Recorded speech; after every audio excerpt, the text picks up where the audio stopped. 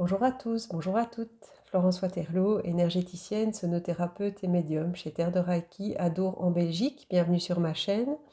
Merci aux nouveaux abonnés, merci à tous les abonnés qui me suivent depuis le début, ça fait vraiment plaisir.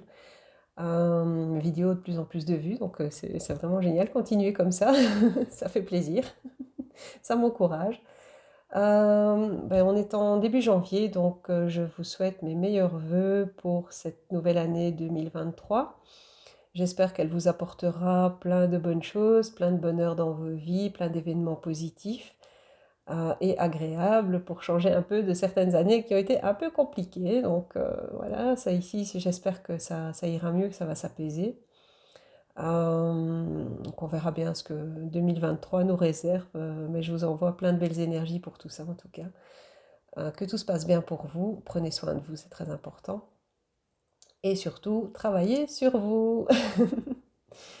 Aujourd'hui, je voudrais faire une petite vidéo sur un sujet que j'aborde souvent lors de mes formations, que ce soit en Reiki, en sonothérapie, euh, parfois lors des consultations des gens qui viennent me voir, parce que c'est un sujet qui touche pas mal de gens, y compris les énergéticiens.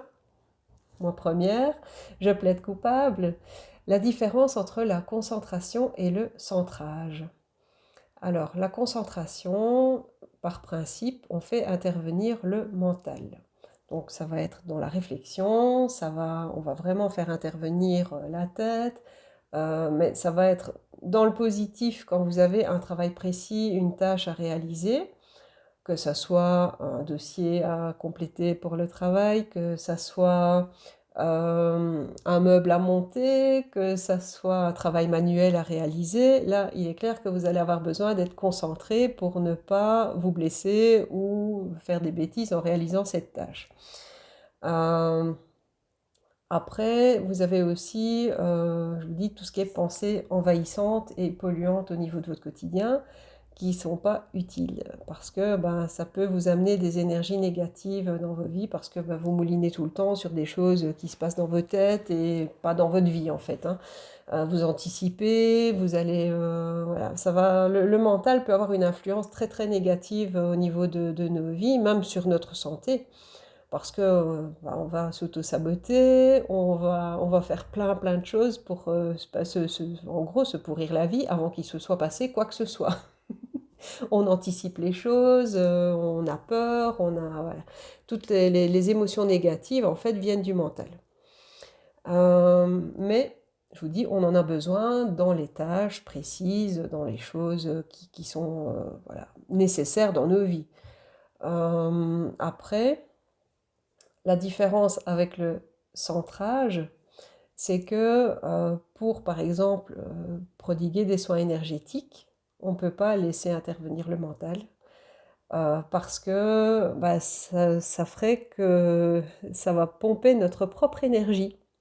Donc plutôt que de laisser passer et circuler librement l'énergie universelle, on va prendre notre propre énergie parce qu'on fait intervenir notre tête en gros, et donc ça bloque l'énergie universelle, donc on va utiliser notre propre énergie qu'on va transmettre à la personne sur laquelle on travaille. Ce qui fait que on va être épuisé à la fin des soins. Euh, je vous dis, voilà, quand on est centré, ça permet vraiment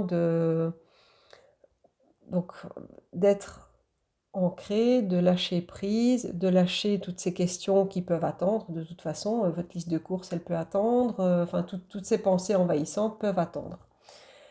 Lorsque vous travaillez en radiesthésie, donc avec le pendule, voilà, un petit exemple, celui-ci, si vous êtes concentré, vous allez influencer les réponses du pendule.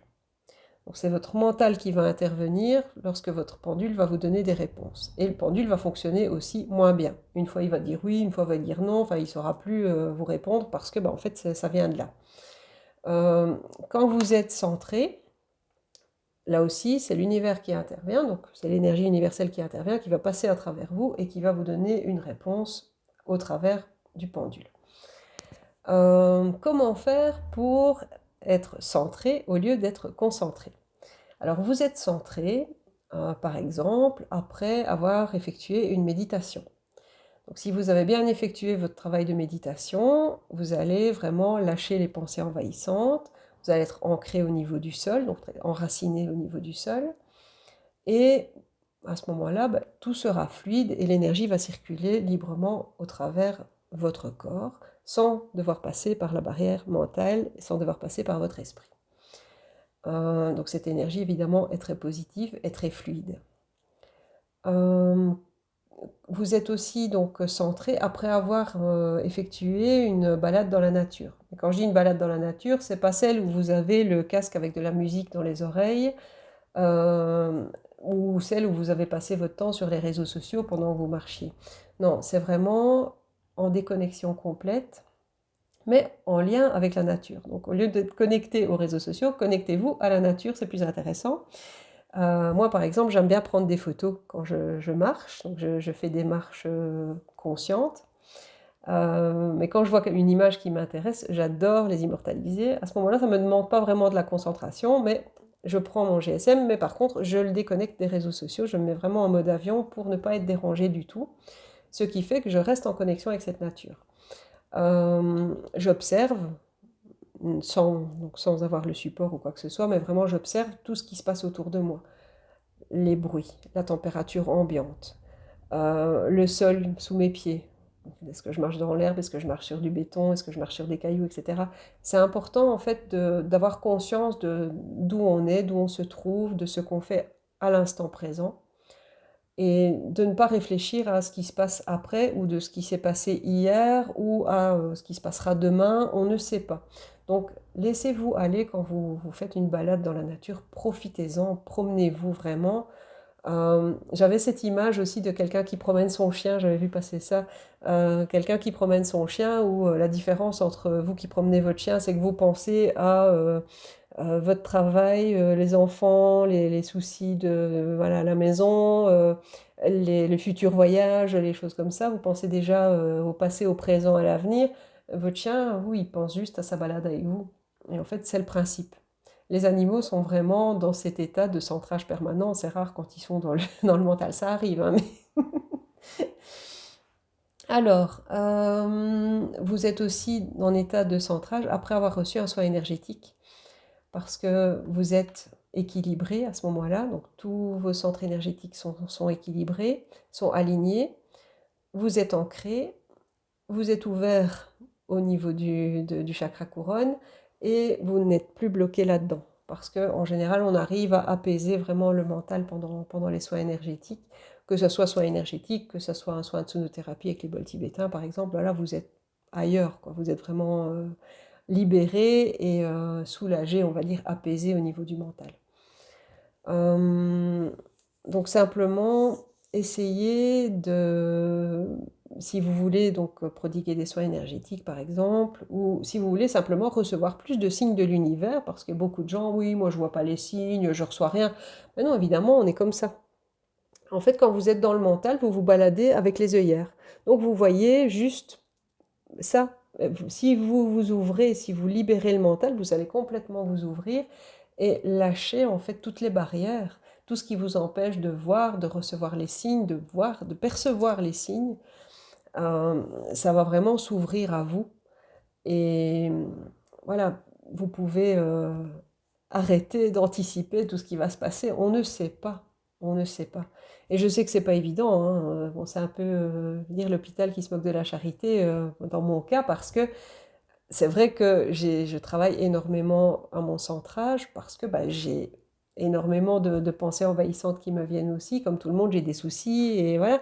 Donc c'est vrai qu'on a tendance à anticiper les choses, à essayer de se dire, oh mon Dieu, qu'est-ce qui va arriver? Qu'est-ce que... On n'en sait rien en fait. Donc arrêtez, arrêtez, libérez-vous de tout ça. Ça ne sert à rien d'anticiper. De toute façon, vous ne savez pas ce qui vous attend. Donc en gros, lâchez tout.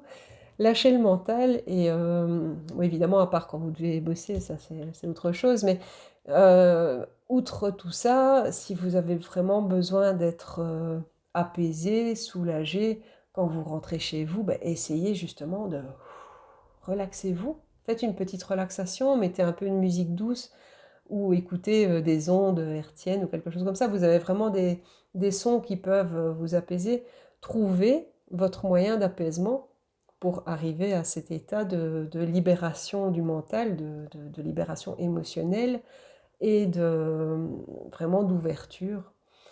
Et voilà, on va travailler sur vous parce que c'est très très important et ça peut vous aider, ça peut vous ouvrir énormément de portes. Vous pouvez recevoir des messages plus qu'à l'accoutumée. Si vous êtes dans le mental, je vous dis, vous voyez qu'une partie de ce que vous pouvez recevoir de l'univers. Et bah, si vous vous libérez, évidemment, vous allez recevoir beaucoup plus de signes et c'est très intéressant.